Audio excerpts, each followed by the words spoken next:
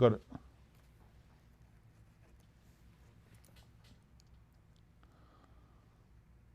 Welcome to Picks and Parlays here on the Sports Byline Broadcast Network. Also streaming live on YouTube, Facebook, and Twitter. I'm your host, Nick Geber. Find me on Twitter. It is Nick Geber, to make it easy. That's at Nick Geber, Nickgebei. Would love to hear from you. We've got a great show today. Chock full of betting goodness for you. That's right, chock full of betting goodness. We're going to cover college football bowl betting tips, tricks, strategies, and line movements with Craig El Guapo Trapp. Then we're going to move right along to some college basketball. That's right, the NCAA basketball season in full swing. We'll be joined by Sean Higgs. We're going to talk Xavier at Villanova, Seton Hall at DePaul, and Tulane at Memphis. And then finally, Tony El Tigre Tellez will join me here. I'm going to talk NBA basketball, Heat at Wizards, Bucks at Bulls, Pistons at Jazz, Suns at Blazers.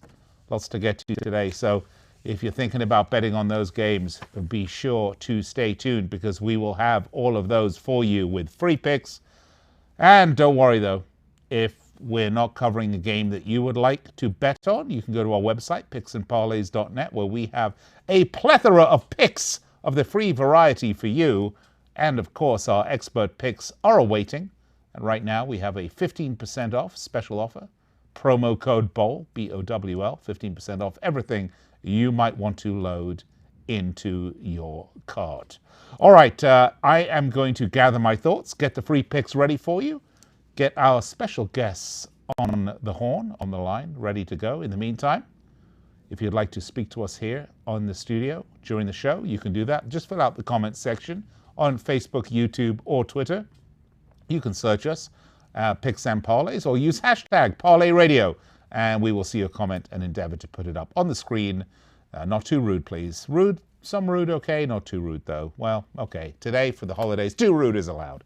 All right, I'm going to step aside, take a break, and be right back with more here on Picks and Parlays.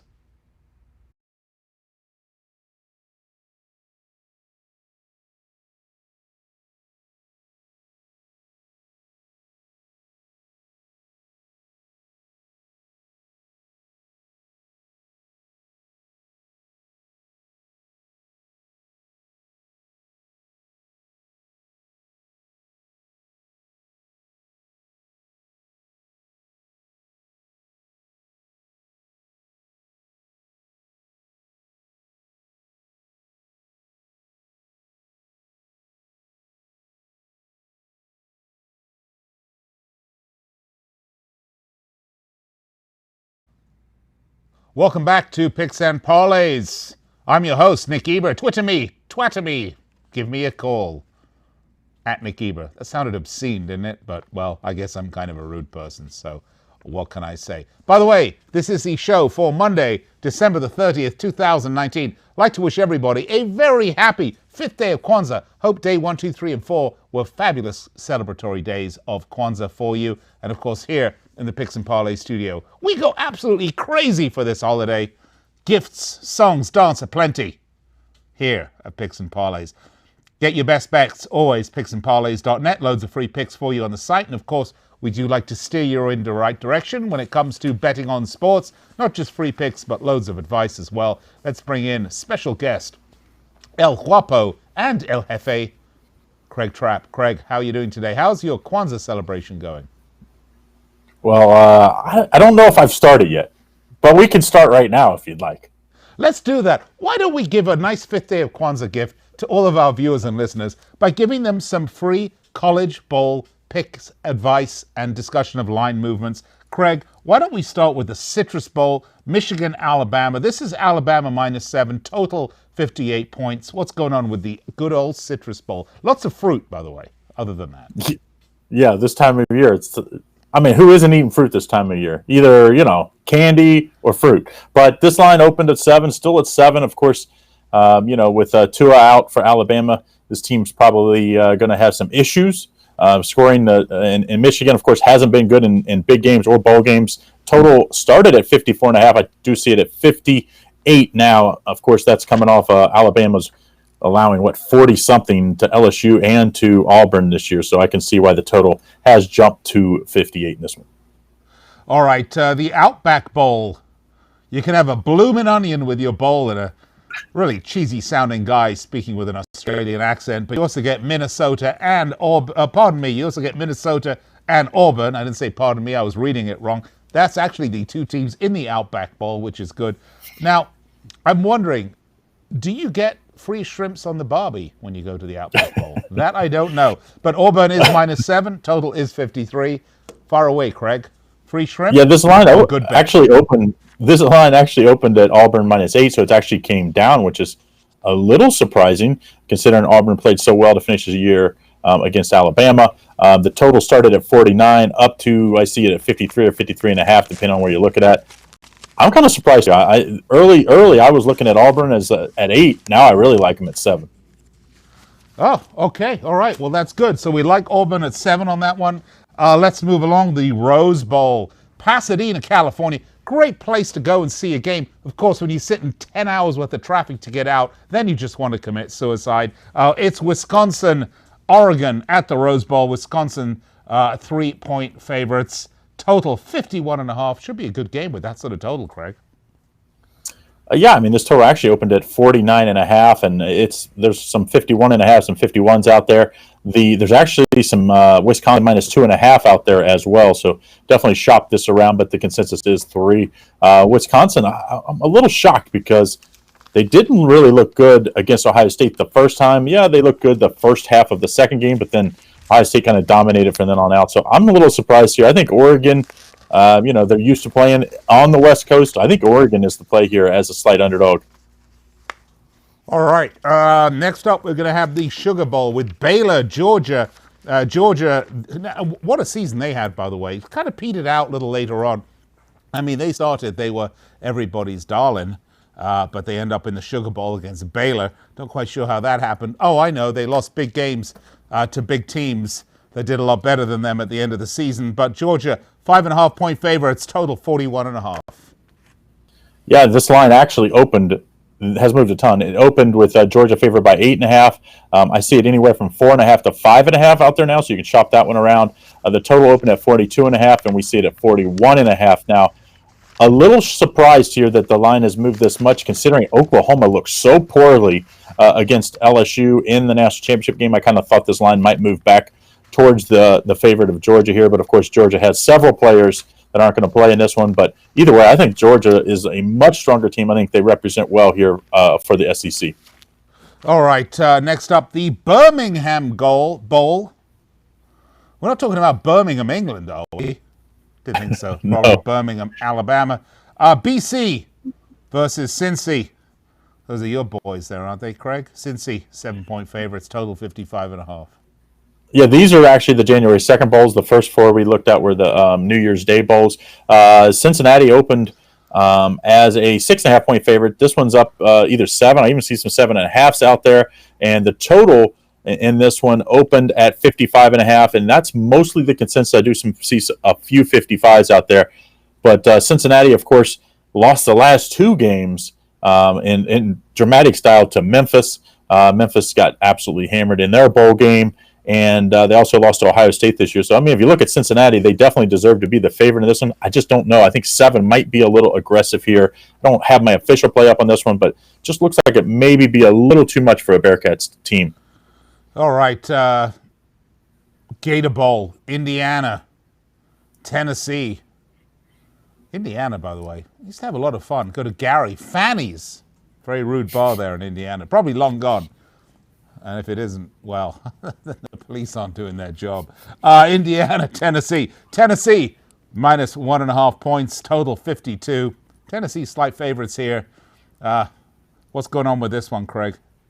Well, this actually line opened as a pick'em. So Tennessee, there's even some 2s out there. So Tennessee's gotten a lot of pub in this one. The total opened at 51.5. I do see it at 52 now, so not much movement there. But, Tennessee is one of those up-and-down teams. They really were poor to start the season. Indiana was a darling as an underdog this year. Had some really nice covers for us this year. But I think this is a pretty big step up facing an SEC, much larger defensive line. I don't know. This one is one I'm probably going to stay away from. Just a little worrisome because Indiana was good this year, but most of the times when they were underdog, they were getting many more points than this. Well, I'll tell you what, Craig, if Indiana win, why don't you and I celebrate? Let's go to Gary. Let's go to Fanny's. You bring the picks and parlays, small change box with lots of those singles and fives. Yeah. And, I think we could have a really good time, all right? Yeah, I think that could be on the expenditure list. All right, I like it. Okay, finally, National Championship Week. It is, well, I suppose Ohio State was a big surprise. No one's surprised that LSU have got there. LSU are a cut above everyone else. They are 5.5-point favorites, 70 points, the total points on this one. I'm assuming, I don't know anyone's going to beat LSU. How many NFL teams could LSU beat right now? Well, I don't know. We get carried away on that one. No, Bengals beat the Browns. They cost the Browns their coach. But LSU, obviously, very impressive. Clemson, I still don't know how they won that game because Ohio State dominated the first half. Some questionable calls. I'm an Ohio State hater, so if I'm saying they're questionable, they probably are questionable. But they are. Clemson is the defending national champion. I do give them a little credit there, but I definitely think this line opened at 6. It's been bet down to 5.5. I think the steam's going the wrong way on this one. I think LSU wins and wins big. Joe Burrow, of course, the Heisman Trophy winner, was very impressive. I think he has another big game. I also think, as high as total as this one is, I still think this one goes over. I think this one's another shootout. LSU has played in many. All the teams that have been good this year, they've went over on all those games. So I think the over and LSU on my initial look on this opening line report. Are we actually going to have an exciting national championship game? That's the non-betting question for you. I think so. I think it'll be interesting early. And I think if you like points, if you like defense, probably not going to be the game for you because there's going to be a lot of points. LSU, that you saw how much speed they had at their skill positions. I think this one is a light up the scoreboard type game. I mean, last year's national championship and the national championship games in general have been very competitive until probably last year. So I think this one is a pretty competitive game early, and I think LSU then pulls away late. Craig Trapp, El Guapo, always an absolute pleasure. I will see you, my friend, at Fanny's. You make sure you have that cash with you so that we can have, indeed, a good time. All right, in celebration of the 5th day of Kwanzaa, do not worry, folks. We've got loads more. Coming up next, we're going to talk to Higgy Smalls. That's right, Sean Higgs. Let's talk some college basketball. I'll be right back after this.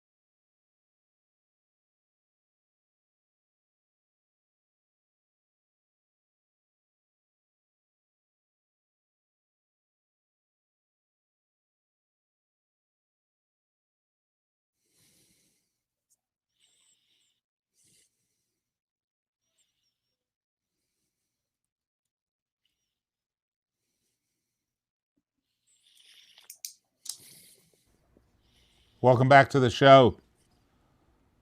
Picks and Parlays here on the Sports Byline Broadcast Network, where I might add, we're with you every Monday through Friday, 4 p.m. Eastern Time, 1 p.m. Pacific Time, and streaming throughout the day here on YouTube, Facebook, and Twitter. Love to hear from you.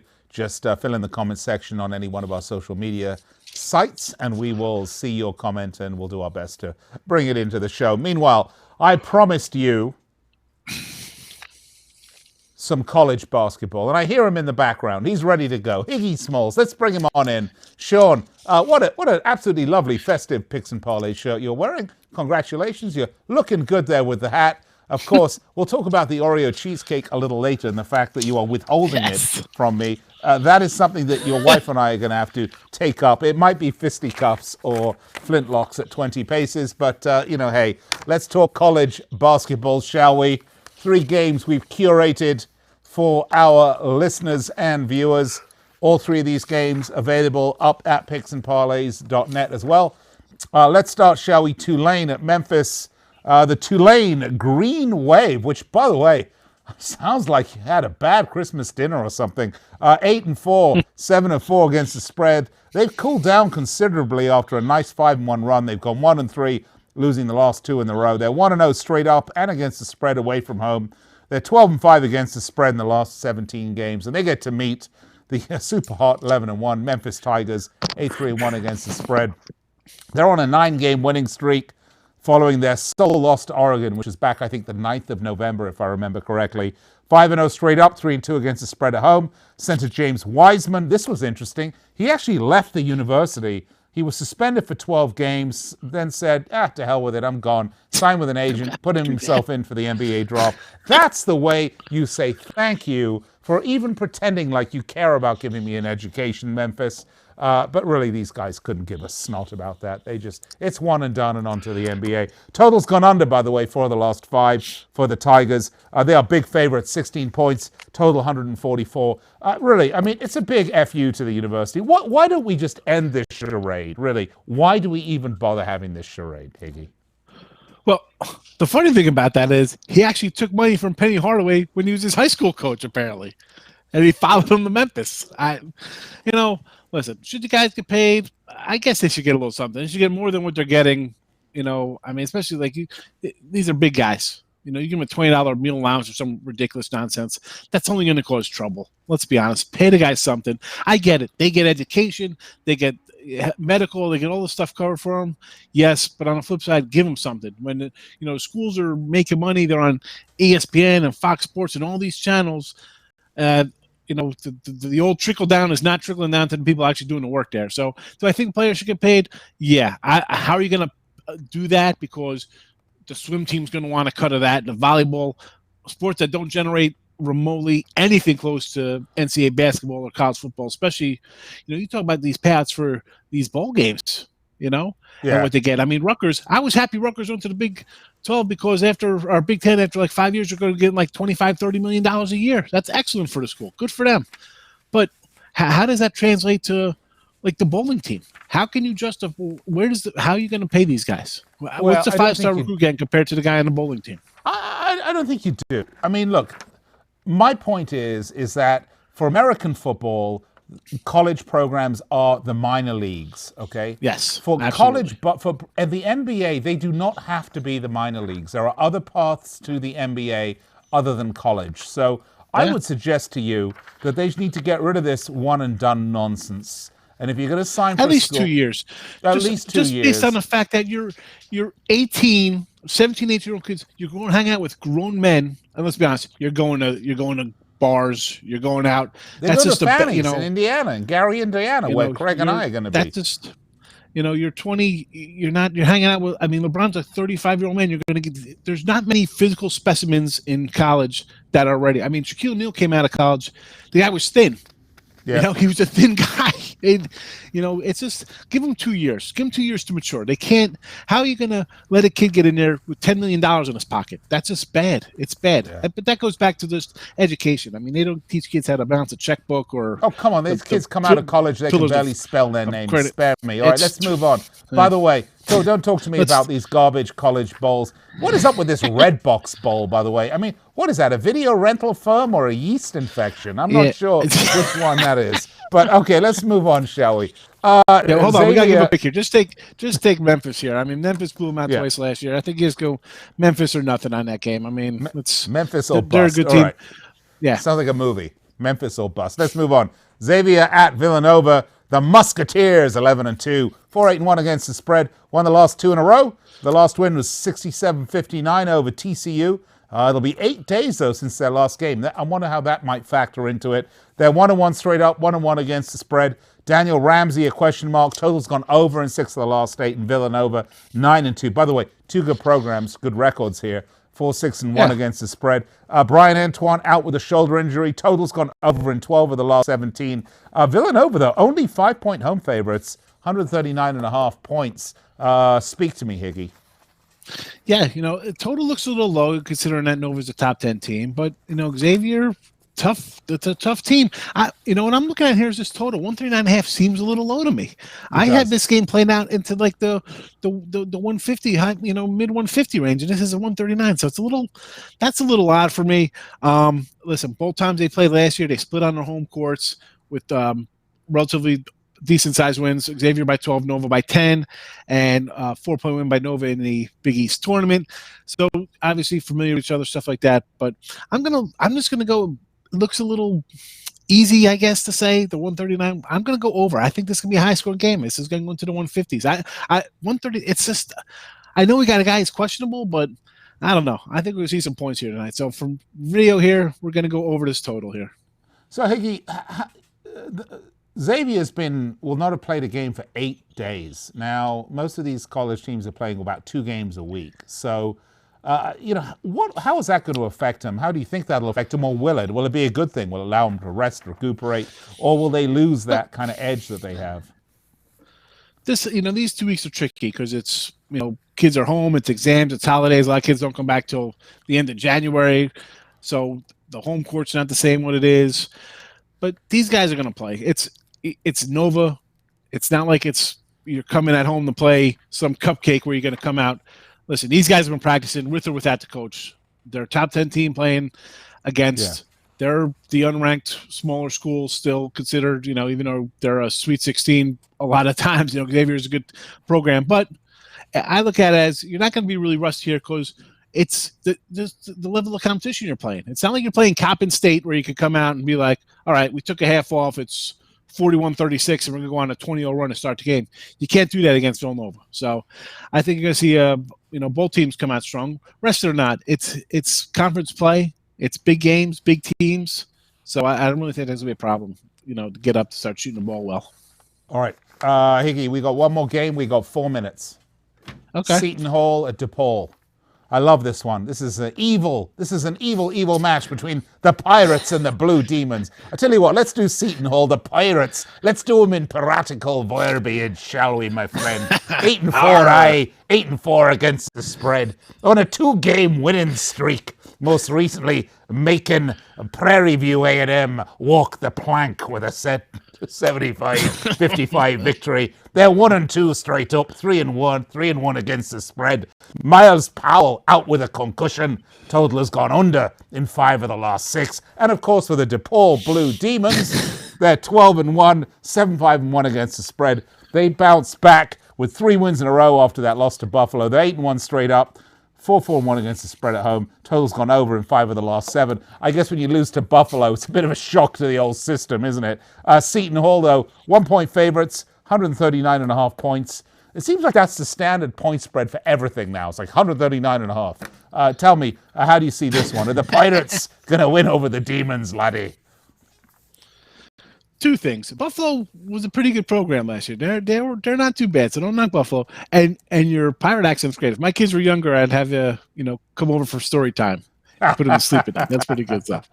So right off the bat, you got Powell's not out, 20 points a game, 21 points a game for this guy, leading scorer, and they're favored. We got the Hall favored on the road, 12-1. You look at that record, it was like, oh, it's DePaul.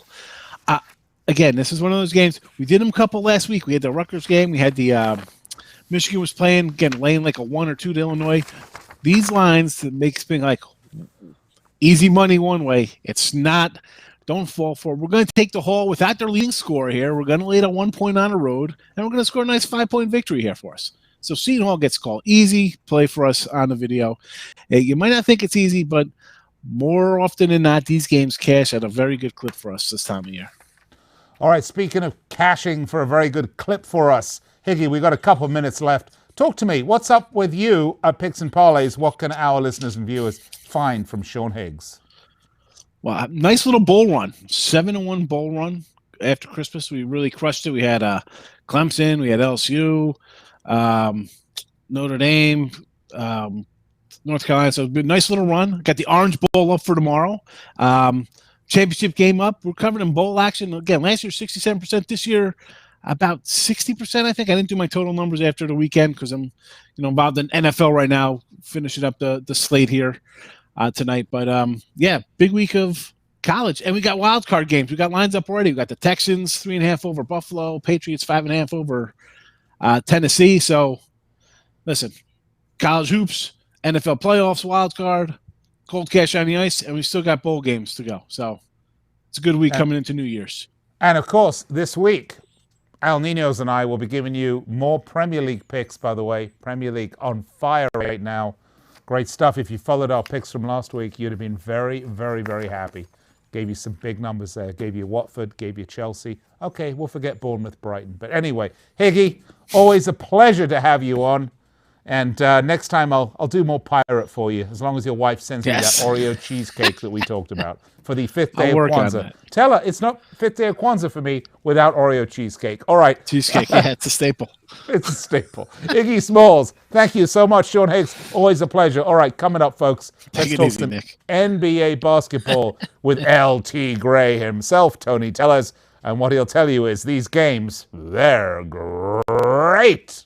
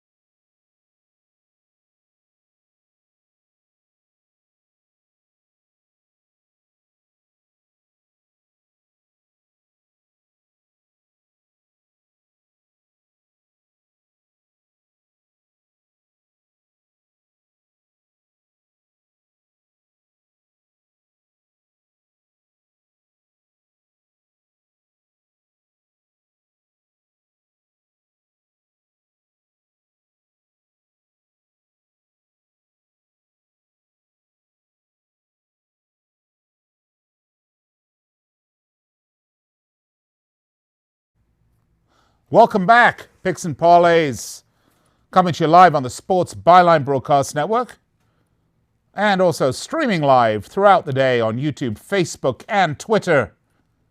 If you want to comment, participate on the show, do that. Just fill in the comment section on any one of our social media sites, and we will see it here in the studio and do our best to incorporate it into the show. All right, well, let's see. We've had college bowl betting. We've had college basketball. Let's turn our attention to what happens to these pampered guys when they come out of college, whether it's 1 year or 5 seconds later, and go to the NBA. Let's talk some NBA action, and who better to do that with this 5th day of Kwanzaa than our very good friend, LT Gray, Tony, the Tiger Tellez. Tony, how are you today? I'm doing very well, Nick. Ready to talk some NBA. Of course, there'll be some games without lines. That just seems to be the issue now with a lot of injuries in this league. There's been talk maybe these players, maybe they played too much basketball in their youth, and maybe that's just causing a lot of these issues injury-wise with these players. Don't get me started on that. I will tell you about the NBA in particular. It is a league of the super athletes, okay? These athletes are a completely different kettle of fish probably than any other athlete in professional sports. They're large, they're exceptionally fit. Then they play a game on a hardwood surface at the highest pace I think basketball has ever been played. I think if you compare the game today to the days of Wilt Chamberlain, I don't think these games are comparable. So, Tony, I think the pace of the game, what's being asked of these athletes, I don't think it's that they're playing too many games. I just think this is, it's grueling. I don't know what to say, but I'm not surprised we get a lot of injuries. Yeah, that's true. It's grueling. And of course, every game televised, so every play is under a microscope too. So I think a magnifying glass. I think that has a lot to do with it because these players got to be on every night, and it's tough to do because the body will give out. And also, I think what we've seen here, there's a huge gap between the elite player and everyone else. Yeah. And that's one thing that's bothered me the most about this league. Yeah, it certainly has, and we are seeing a case of teams with a lot of games, with I'll try to keep the terminology on this side of the Atlantic. A lot of games where we have, a record of 24-8 against, or 29-5 against a team that's gone, shall we say, 9-22. So we're seeing a lot of teams with great records, and a lot of teams with really crappy records. And I think those sort of middling teams, they're getting squeezed out a lot. It is very much the haves and the have-nots. I think that will sort of correct itself here over the next couple of seasons, as basketball continues, as the quality of the players continue to develop. But let's get to it, shall we? Why don't we start with that 9-22 team I was talking about? That is the Washington Wizards. They're hosting the Heat. The Heat are 24-8. They're 8-2 and won the last 5 in a row. Most recently, a tough win, by the way, 117-116 over an excellent Sixers side. Another team that's fantastic to watch, Tony. They're 9-7 straight up, 10-8-1 against the spread away. Justice Winslow has been downgraded now to out. Every time we talk about the Heat and Justice Winslow, he's out for some reason. Then he's back in for a minute, then he's out again. You know, they just need to send him to the hospital, I don't know, for 3 months and let him come back and play with some regularity. The Wizards, 2-8. They lost the last 2, most recently falling 100-107. Defeat at the hands of the New York Knicks. They're 4-8 straight up, 5-7 against the spread at home.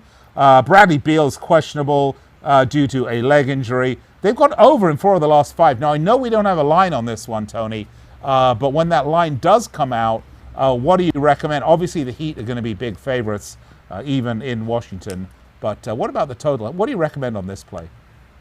Yeah, I would lean here to the Heat and Wizards to go over total, and I think it'll be somewhere in the 220s, maybe the mid 220s here, because Beal's injury you got to keep an eye on. He's definitely an offensive starter for Washington, but this is a Wizards team that plays absolutely no defense. We always harp about this team all the time. One thing to note here with the Heat, you got to put them in as an Eastern Conference favorite here, because they're in there with Boston, Philadelphia. No one really talked about the Heat, but they're playing very well. They played to over total in 9 of their past 10 games. They won 8 of those. Look at their form shooting the basketball. Past 5 games, 46%, nearly 41% from 3. And you know the Wizards defense last in the NBA defensive efficiency ratings. They're allowing nearly 117 points per 100 possessions. They just run up and down the court. As you talked about the fast pace, this is one of the fastest paced team in the league, third in pace. But you look at the Wizards defensive form, just terrible. Past 5 games allowing 49% shooting, 40% from 3. You look at their head-to-head matchups, they've gone over in 6 of 9. I would lean here, once we see the number somewhere in the mid-220s, I would say the Heat and Wizards over total. All right, so we're going over. All right, let's move on, shall we? Let's choose another one without a line, but let's talk about the game anyway. The Bucks at the Bulls.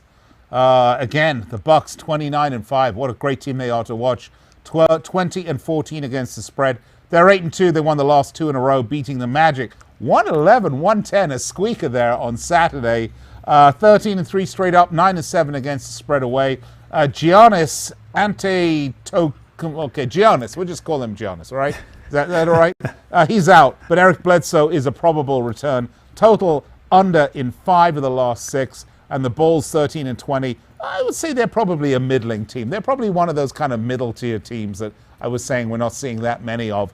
8-15 against the spread. 5-5. Last outing was a 35-point victory over the Hawks, 116-81. They're 7-10 straight up, 9-8 against the spread at home. Zach LaVine, Thomas Satoransky, Wendell Carter likely to play, while Lauri Markkanen is definitely not. Total is under in 4 of the last 5. Again, we talk about all those injuries on the Bulls. No line yet. There will be one. But what do you like in terms of general category of play on this one, Tony?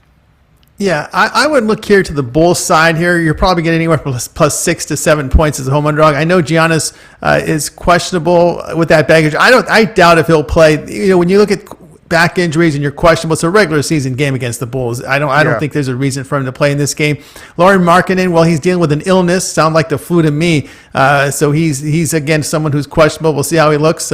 Maybe get him some Pepto-Bismol. We'll see how that works overnight and see if he's ready. But so the one thing about the Bulls here is what they've done is, they've covered 11 of their past 14. This is one of the most disappointing teams to start the season, but they've kind of got their act a little better together here of late. In December, they've shot the 3 better. Past 5 games, they're 46% shooting, over 38% from 3, and they're defending, holding teams at 43%. And of course, You're getting a good amount of points here at home. No Giannis. Important to note, he only played 55 seconds against Orlando, so they've got tape on the Bucks without Giannis in the lineup. So now they can actually come up with a strategy against Milwaukee here with no Giannis in the lineup. Likely, I'll take the home underdog Bulls at this one. Looking at +6 to anywhere +6 to 7.5. Oh, you think Levine, Satoransky, and Carter playing? I mean, the Bulls have had a lot of injuries. That is no doubt about that. As they start to get their squad back and healthy, we might start to see a better run from the Bulls. I think so. I think someone to keep an eye on is Otto Porter. He was a good addition to him last year, and one of the reasons why everyone had thought this was a team to look out for this season, one of the more improved teams, but almost like the Nets from a season ago. But they just can't get it together. Otto Porter Jr. is an important piece of that team. I think once he comes back somewhere near the All-Star break, I think the Bulls team will be a team to look at, and they may be close enough to even get in the playoffs. How terrible the Eastern Conference is. Right. All right, well, I'll tell you what, we've got 2 more games, so let's get to them. We have lines on these ones. Suns at Blazers. The Suns, 12-20, 17-14-1 against the spread. Just snapped an 8-game losing streak with a 112-110 win over the Kings. They're 6-11 straight up, 7-10 against the spread away from home. DeAndre Ayton is out, but Frank Kaminsky is probable to play. They've gone over in 4 of the last 5, and the Trailblazers, 14-9, 13-18-2 against the spread. They've lost the last 3 in a row. That was to the Pelicans, Jazz, and the Lakers. They're 8-8 straight up, 6-8-2 at home. Skull Labissiere joins the list of Portland injuries, and I love that name, by the way. Over in 4 of the last 6. But Portland, 4-point home favorites. Total points 231. 2 teams fairly evenly matched here, but Portland getting the nod here, I think, because it's home court advantage. Correct? Yeah, that's correct. Of course, Portland dealing with their share of injuries, but I think there's a big matchup advantage here for Portland in their backcourt. C.J. McCollum and Damian Lillard are healthy, and they'll be going up against Booker and company there. And I just think the guard play is a lot much better here for Portland, especially with this short number. I'll take them to cover. As you talked about, the Suns that lost 8 straight until beating Sacramento by 2 on Saturday. Here's another young team. The NBA is a lot different now. You're noticing guys in their early 20s are getting a lot of playing time. And what's happening here is they just don't have their bodies built up physically. And you're seeing a lot of terrible defensive numbers from these young teams. Here's the Suns is a good example of giving up. Look at their past 5 games, allowing 52% shooting, 43% from 3. Portland has shown the ability to beat up on the bad teams on their home court. I think with Lillard and McCollum here, both healthy, you look at, as a matter of fact, Portland is shooting the 3 well, 38% at home. And, of course, Phoenix, they don't shoot the ball as well away from home. And, of course, they met 2 weeks ago. Trailblazers shot the ball well on the road in Phoenix, 47%, 41% from 3. And they defended home. I'm going to go ahead and take Portland here because I think the guard advantage here is a big advantage here for the Portland Trailblazers. All right, well, good choice, and they are 4-point home favorites. And we're going with the over. Both these teams have gone over in 4 of the last 5 and 4 of the last 6, respectively. I'm going to stay away from the total here. I just don't trust Phoenix's offense on the road. I'll take the Portland at -4. Fair enough. Last game, Pistons at Jazz. Detroit, 12-21, 12-19-2 against the spread. They're 3-7 the last 10 games. Their last game was 109 to a 136 loss to the Spurs. 4-11 straight up, 7-9-1 against the spread away. Markieff Morris unlikely to play after suffering a foot injury. And for Detroit, they've gone over in 4 of the last 5, and the Jazz 20-12, 14-17-1 against the spread. 8-2 in the last 10 on a 2-game winner, beating the Clips 120-107 on Saturday. They're 12-3 straight up, 7-8 against the spread at home. Total's gone over as well with the Jazz in 6 of the last 8, and they are 9-point home favorites. Total here 218. Are you going to stay away from the points here as well? Well, I'll look here at the points with Utah minus. I know it's a big number. I prefer that over the total, but the Pistons is just, again, another team that doesn't play defense. Their form is just terrible. I mean, look at their past 5 games, 51% shooting, giving up 42% from 3. Utah has won 7 of their past 8, covered 4 straight. Of course, you mentioned that game against the Clippers. They're shooting the ball very well here. We talked that window of 5 games, 47%, 38% from 3. They shoot better at home and they defend. But, when you look at Detroit, they've lost and failed to cover 6 of 7. The only exception was that win against a really bad Washington team. When you look at the Pistons' road performance, just terrible. They have failed to cover 8 of their past 9 on the road against teams with winning home records. Okay, and they're usually underdogs and heavy underdogs in those games. They're getting pounded. And they're just not performing here, and it's sad because their coach was a former coach for the Raptors, and was a defensive-minded coach, but they're just not getting it done. And they have veterans, and that's a problem. They signed Blake Griffin, but of course he's dealing with that knee injury, and you saw all those alley-oops that he did in Detroit, as you mentioned before. It's a difficult game, and if you got a lot of players that like to sky for those slam dunks, it's going to take a toll on you, and it's definitely taking a toll on Blake Griffin's knee. I'll go ahead and take Utah on this one. All right, Tony, always a pleasure. What do we have up from El Tigre at picksandparlays.net, by the way, for our listeners and viewers? We'll have some NBA up there on Monday, as well as some bowl actions. We got 4 bowls going off on Monday. Looking forward to them. All right, which ones do you have up there? Well, I'll have the First Responder Bowl for sure up there. I'm looking also at a total in the Orange Bowl. All right, Tony, always a pleasure. And you can find Tony, he's one of our expert handicappers, along with 34 other nothing but the best folks in our handicapping department.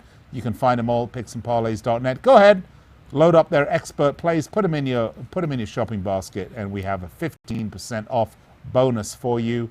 Use code BOWL for 15% off everything in your cart. All right, in case you missed any of the picks, don't worry. Not only will this show be available as soon as it's ended, but right now, after the break, I'm going to recap all the picks from today.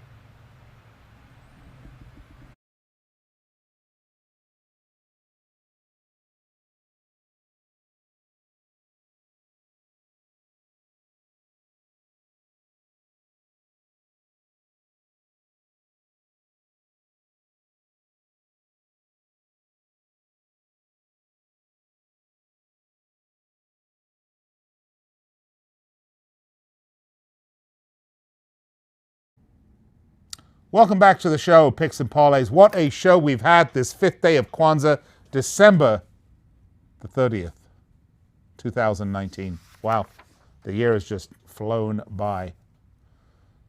And so have our picks today. We had a lot of them. We started with Craig Trapp, by the way, talking a little college bowl betting. And then we moved right along with college basketball and, of course, NBA. So why don't we recap? Let's start. Sean Higgs, college basketball. Let's take a look at Sean's picks. We'll put them up here on the screen for you in a second, as soon as we can find them. Did we find them? There we go. His NCAA basketball free picks. Xavier at Villanova. Take the over 139.5. Seton Hall at DePaul. Take Seton Hall -1, and Tulane at Memphis. Take Memphis -16. Then we moved right along to Tigre territory, and we talked some NBA. We did have 2 games here with no lines. The Heat and Wizards, no line yet on that. But Tony said take over on the total. And the Bucks at Bulls, no line on that one either. But the advice from El Tigre was to take the Bulls. Finally, Pistons at Jazz. Take the Jazz -9. And the Suns at the Trailblazers. Take the Trailblazers -4. As always, lots of free picks up at picksandparlays.net. And of course, all of our expert handicappers are there. And right now, we have a special offer, 15% off. Use promo code BOWL, BOWL, and get that discount on everything you put in your basket. And if you've missed any part of this show, don't worry, folks. You can find it on YouTube, Facebook, and Twitter, complete replay of the video of the show. And if you want to hear it, download it while you're at the gym and listen. The podcast always available at the Believe Podcast Network, BLEAV. That is our podcast network, and that is where you will find us. You will also find us live here every day, Monday through Friday, for your personal edification, right here on the Sports Byline Radio Network, iHeartRadio, TuneIn, those are all live, as well as YouTube Live, Facebook Live, Twitter Live. You can see my beautiful face if you want, or you can just pretend that, I don't know, I'm a supermodel or something. Neither of them will get you very far, but we will give you lots of great picks. So be sure to tune in. And once again, folks, you can go to our website, picksandparlays.net. We've got a ton of free picks, and our expert picks are there for you as well. Until tomorrow, same time, same place. Bet wise, bet smart, win, and as always, bet, win, repeat.